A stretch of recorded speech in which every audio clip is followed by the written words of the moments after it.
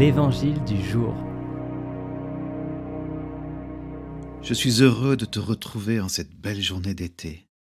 Aujourd'hui, un mot, une parole du Seigneur peuvent changer ta vie et la perspective de ton futur.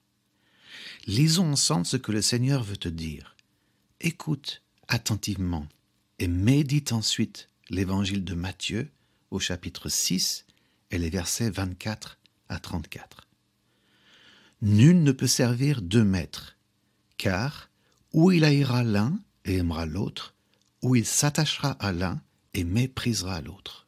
Vous ne pouvez servir Dieu et Mammon. C'est pourquoi je vous dis, ne vous inquiétez pas pour votre vie de ce que vous mangerez, ni pour votre corps de quoi vous serez vêtus. La vie n'est-elle pas plus que la nourriture, et le corps plus que le vêtement? Regardez les oiseaux du ciel. Ils ne sèment ni ne moissonnent, et ils n'amassent rien dans les greniers, et votre Père céleste les nourrit. Ne valez-vous pas beaucoup plus qu'eux? Qui de vous, par ses inquiétudes, peut ajouter une coudée à la durée de sa vie? Et pourquoi vous inquiétez au sujet du vêtement? Considérez comment croissent les lys des champs. Ils ne travaillent ni ne filent. Cependant, je vous dis que Salomon même, dans toute sa gloire, n'a pas été vêtu comme l'un d'eux. Si Dieu revêt ainsi l'herbe des champs, qui existe aujourd'hui et qui demain sera jetée au four, ne vous revêtira-t-il pas, à plus forte raison, gens de peu de foi? Ne vous inquiétez donc point, et ne dites pas « Que mangerons-nous? Que boirons-nous? De quoi serons-nous vêtus ?» Car toutes ces choses, ce sont les païens qui les recherchent. Votre Père céleste sait que vous en avez besoin.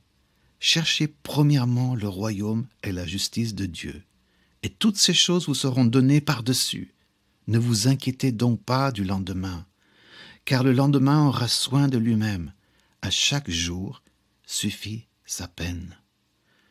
Lorsque nous essayons de comprendre ce texte, nous focalisons généralement notre attention sur l'avarice, l'amour du gain, l'amour de l'argent, sur Mammon, qui signifie la chose dans laquelle je mets toute ma confiance et toute ma sécurité.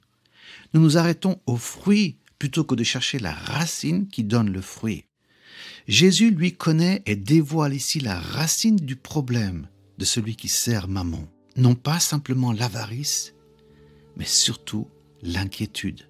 Le mot grec pour inquiétude est mérimnan, qui veut dire inquiétude anxieuse, être inquiet jusqu'à l'anxiété. Plutôt que couper les branches, déracine l'arbre de l'inquiétude anxieuse. Jésus t'invite à regarder ailleurs, non pas à l'homme, non pas à tes circonstances, mais à la création. Il dit ceci, « Les oiseaux du ciel, ils ne sèment ni ne moissonnent, et ils n'amassent rien dans des greniers. Les oiseaux travaillent sans cesse, mais sans anxiété, sans l'anxiété qui te fait mettre, toi, de l'argent de côté. » Mettre de l'argent de côté est une bonne chose, mais pas lorsque tu le fais à cause de ton inquiétude et de ton anxiété. Ensuite, Jésus parle des lys des champs, et il dit « considérez », qui veut dire observer attentivement. Comment croissent les lys des champs? S'il me demande d'observer attentivement les lys des champs, c'est qu'il y a quelque chose à comprendre. Les lys des champs ne sont pas plantés par la main de l'homme. Les lys des champs sont plantés par Dieu lui-même. Ils font partie de sa création. Les lys des champs poussent même dans les lieux déserts, là où personne n'imaginerait une telle beauté.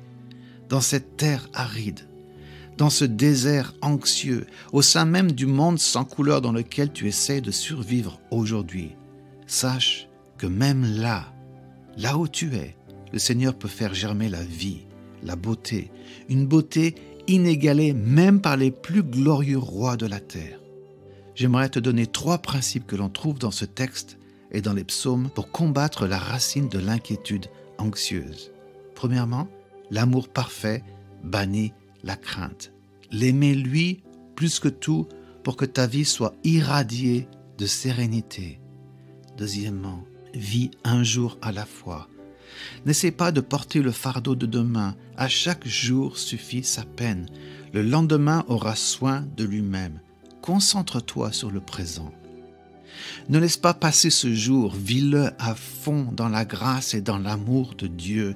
Ne gaspille pas aujourd'hui. Tu verras que tu as alors plus d'énergie, de positivité. Tu ne les gaspilles pas en essayant de porter un futur que tu ignores.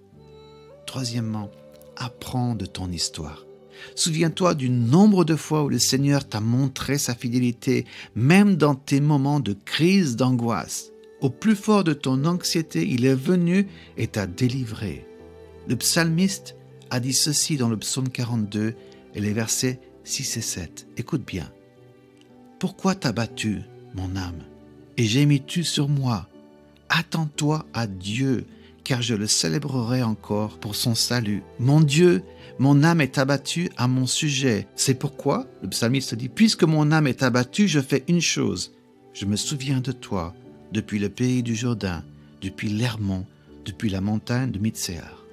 Souviens-toi de ton histoire. Remplis des empreintes digitales de Dieu. Déracine cet arbre de l'anxiété et de l'inquiétude. Fais cette prière avec moi et après moi. Seigneur Jésus, toi, Emmanuel, Dieu parmi nous, Dieu avec nous, aide-moi à déraciner cet arbre de l'inquiétude et de l'anxiété, non pas à simplement arracher les fruits, mais à déraciner l'arbre entier, afin que ma vie soit remplie de ta paix et de ta sérénité.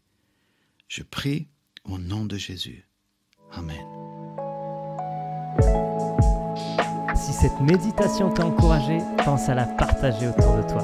Pour nous retrouver chaque jour, abonne-toi et active la cloche.